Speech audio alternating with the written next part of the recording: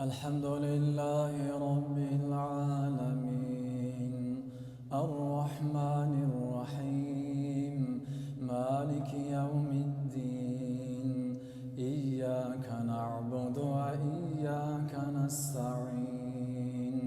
اهدنا الصراط المستقيم صراط الذين أنعمت عليهم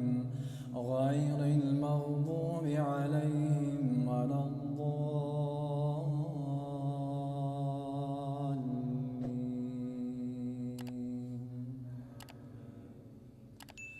تلك الرسل فضلنا بعضهم على بعض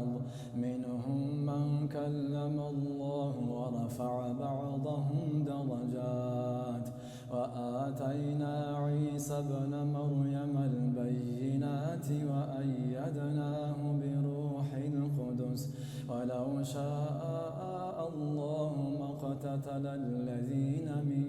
بعدهم من بعد ما جاءتهم البينات ولكن اختلفوا فمنهم من آمن ومنهم من كفر ولو شاء الله ما اقتتلوا ولكن الله يفعل ما يريد. يا أيها الذين آمنوا أنفقوا مما رزقناكم من قبل أن يأتي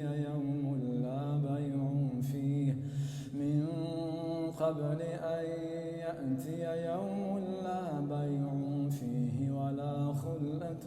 ولا شفاعة والكافرون هم الظالمون.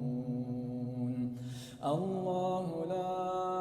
إله إلا هو الحي القيوم لا تأخذه سنة ولا نوم له ما في السماوات وما في الأرض من ذا الذي يشفع عنده إلا بإذنه يعلم ما بين أيديهم وما خلفهم ولا يحيطون بشيء من علمه إلا بما شاء وسع كرسيه السماوات والأرض ولا يؤوده حفظهما وهو العلي العظيم. لا إكراه في الدين قد تبين الرشد من الغي فمن يكفر بالطاغوت ويؤمن بالله فقد استمسك بالعروة الوثقى لا انفصام لها والله سميع عليم.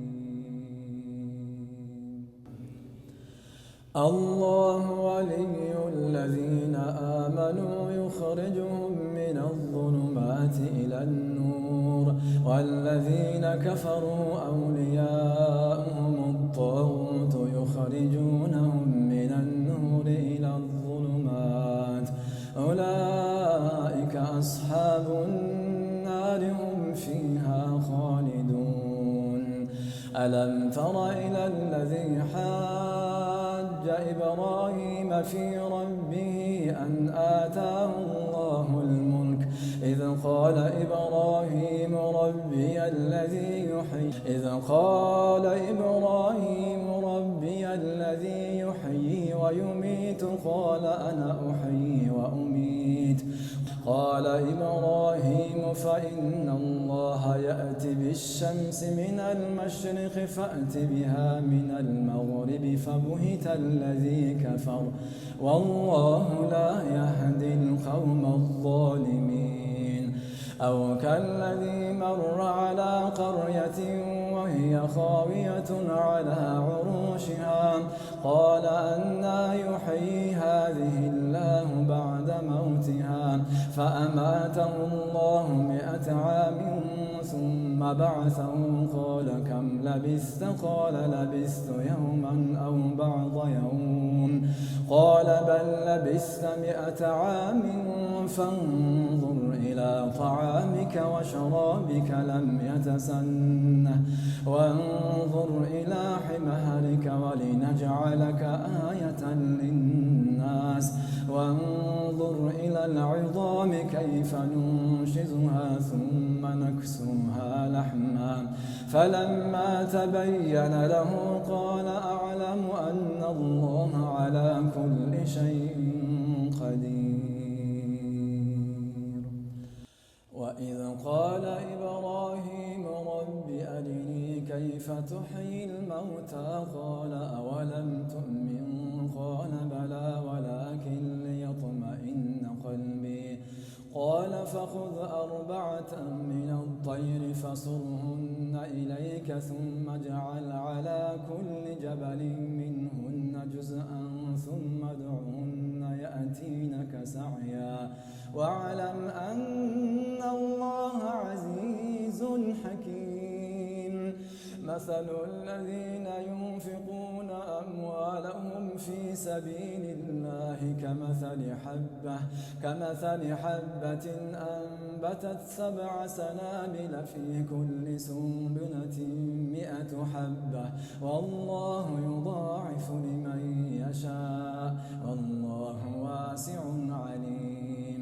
الذين ينفقون أموالهم في سبيل الله ثم لا يتبعون ما أنفقوا منا ولا أذى لهم أجرهم عند ربهم ولا خوف عليهم ولا هم يحزنون. قول معروف ومغفرة خير من صدقة يتبعها أذى والله غني حليم. يا أيها الذين آمنوا لا تبطلوا صدقاتكم بالمن والأذى كالذي ينفق أمواله رئاء الناس ولا يؤمن بالله واليوم الآخر فمثله كمثل صفوان عليه تراب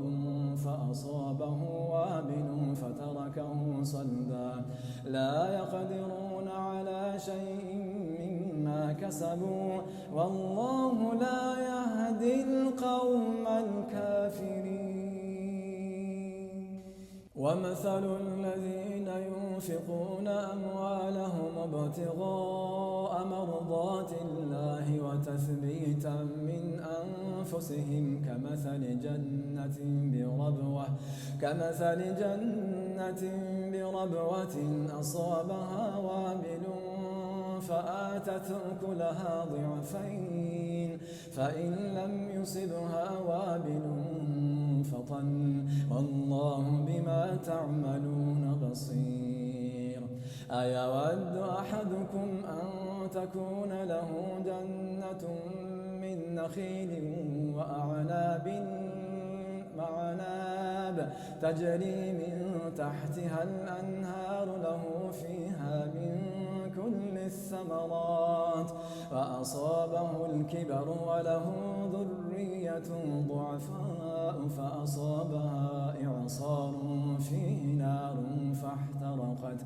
كذلك يبين الله لكم الآيات لعلكم تتفكرون. يا أيها الذين آمنوا أنفقوا مما كسبتم أنفقوا من طيبات مما كسبتم ومما أخرجنا لكم من الأرض ولا تيمموا الخبيث منه تنفقون ولستم بآخذيه إلا أن تغمضوا فيه واعلموا أن الله غني حميد. الشيطان يعدكم الفقر ويأمركم بالفحشاء والله يعدكم مغفرة منه وفضلا والله واسع عليم. يؤتي الحكمة من يشاء ومن يؤت الحكمة فقد أوتي خيرا كثيرا وما يذكر إلا أولي الألباب. وما أنفقتم من نفقة أو نذرتم من نذر فإن الله يعلمه وما للظالمين من أنصار إن تبدوا الصدقات فنعما هي وإن تخفوها وتؤتوها الفقراء فهو خير لكم ويكفر عنكم من سيئاتكم والله بما تعملون خبير ليس عليك هداهم ولكن الله يهدي من يشاء وما تنفقوا من خير فلأنفسكم وما تنفقون إلا ابتغاء وجه الله وما تنفقوا من خير يوفى إليكم وأنتم لا تظلمون للفقراء الذين أحصروا في سبيل الله لا يستطيعون ضربا في الأرض يحسبهم الجاهل أغنياء من التعفف تعرفهم بسيماهم ولا يسألون الناس إلحافا وما تنفقوا من خير فإن الله به عليم الذين ينفقون أموالهم بالليل والنهار سرا وعلانية فلهم أجرهم عند ربهم ولا خوف عليهم ولا هم يحزنون الذين يأكلون الربا لا يقومون إلا كما يقوم الذي يتخبطه الشيطان من المس ذلك بأنهم قالوا إنما البيع مثل الربا وأحل الله البيع وحرم الربا فمن جاءه موعظة من ربه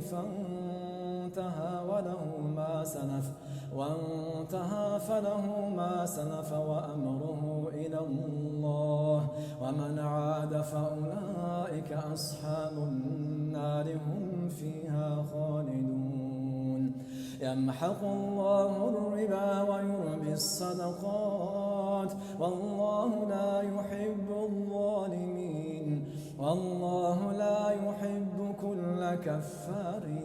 أثيم إن الذين آمنوا وعملوا الصالحات وأقاموا الصلاة وآتوا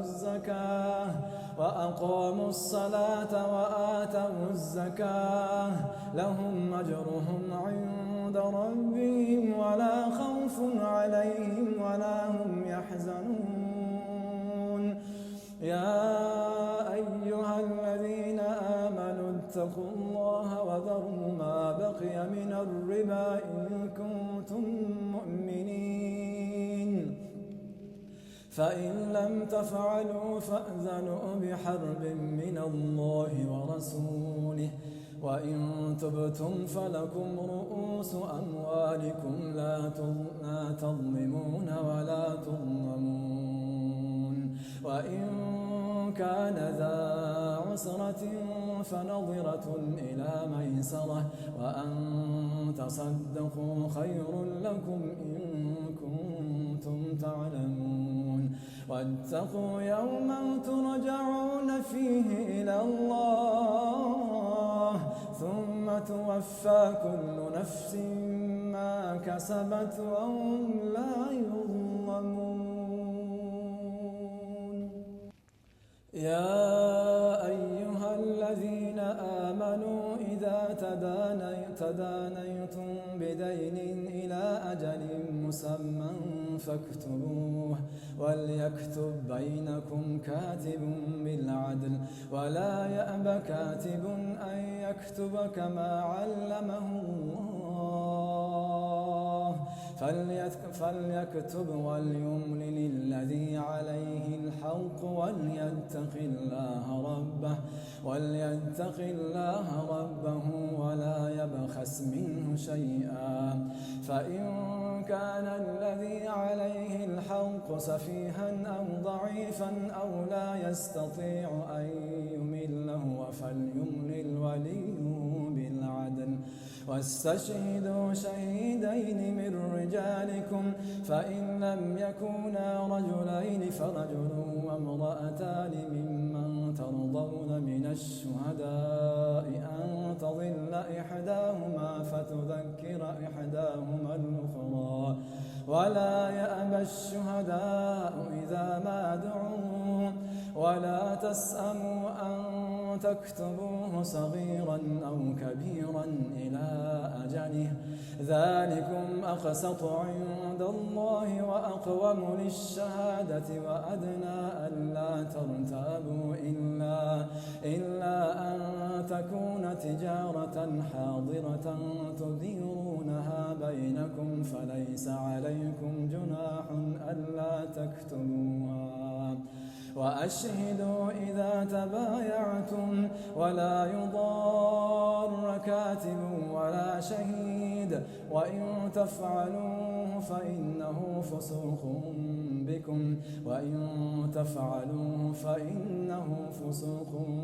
بكم واتقوا الله ويعلمكم الله والله بكل شيء عليم وإن كنتم على سفر ولم تجدوا كاتبا فرهان مقبوضة فإن أمن بعضكم بعضا فليؤدي الذي اؤتمن أمانته وليتق الله ربه ولا تكتموا الشهادة ومن يكتمها فإنه آثم قلبه والله بما تعملون عليم لله ما في السماوات وما في الأرض وإن تبدوا ما في أنفسكم أو تخفوه يحاسبكم به الله فيغفر لمن يشاء ويعذب من يشاء والله على كل شيء قدير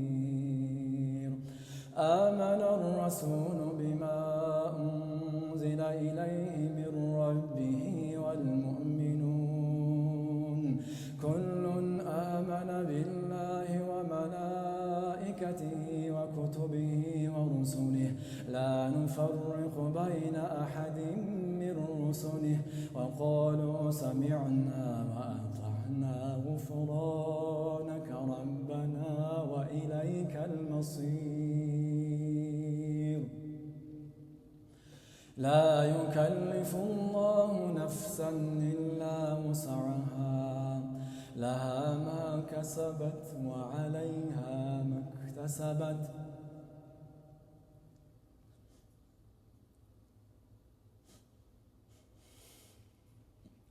ربنا لا تؤاخذنا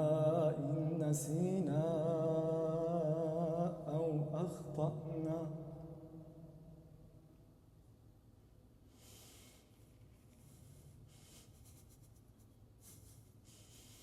ربنا ولا تحمل علينا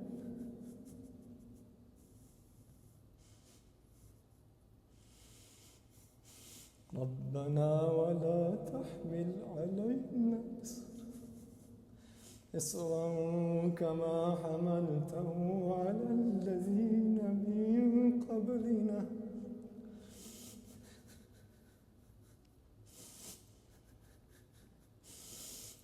ربنا ولا تحملنا ما لا طاقة لنا به واعف عنا واغفر لنا وارحمنا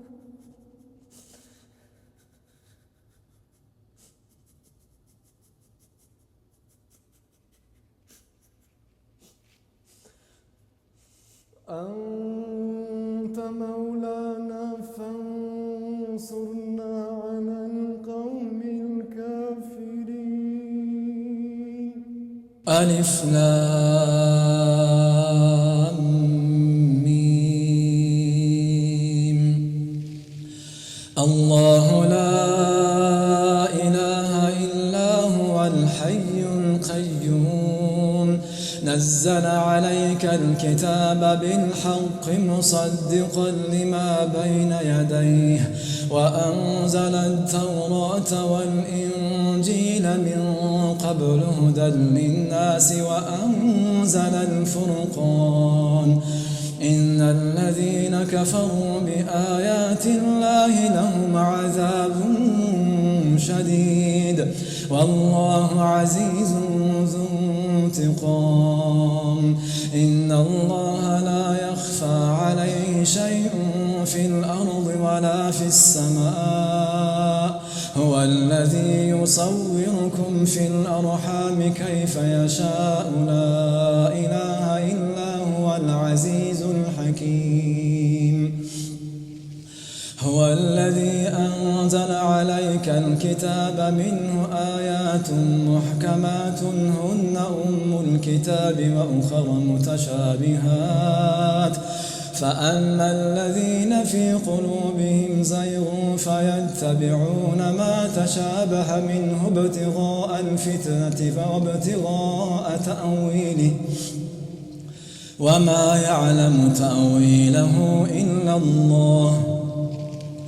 والراسخون في العلم يقولون آمنا به كل من عند ربنا وما يذكر إلا أولو الألباب ربنا لا تزغ قلوبنا بعد إذ هديتنا وهب لنا من لدنك رحمة إنك أنت الوهاب ربنا إنك جامع الناس ليوم لا ريب فيه إن الله لا يخلف الميعاد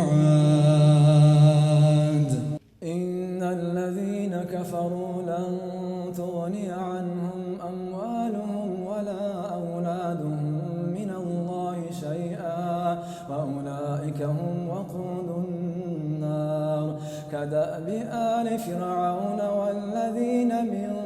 قبلهم كذبوا بآياتنا فأخذهم الله بذنوبهم والله شديد العقاب قل للذين كفروا ستغلبون وتحشرون إلى جهنم